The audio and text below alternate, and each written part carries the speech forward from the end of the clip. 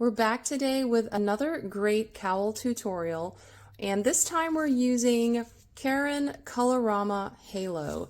This yarn, it just is so squishy the way it works up, and the color transition, I just fell in love with the colors in this yarn, and the way it transitions is pretty nice. It goes from a blue to a pink. They have other color lines as well, but I just really enjoyed these colors here. The cowl we're working on today is super easy. It features just a 2-row repeat. You're going to want to get 3 different needle sizes.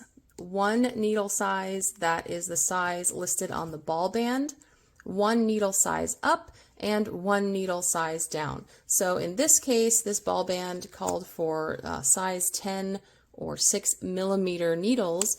So I'm using a size 10 needle, a size 10.5 needle, which is 6.5 millimeters, and a size 9 needle, which is 5.5 millimeters.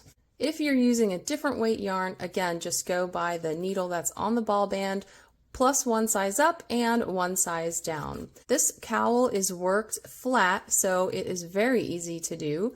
And in the end, we're going to just leave a long tail and just sew part of the cowl up, maybe like 3/4 of it, or however big you want this vent to be. I'm pleasantly surprised by this yarn. It made a really nice fabric, and it does have a bit of this kind of fuzzy characteristic, almost like if you were knitting with a mohair. It's not mohair, but I mean, it's this kind of fuzzy, you can see it all here. It's a little fuzzy, but the color transitions along with that kind of fuzzy characteristic, it just makes a really nice and soft cowl.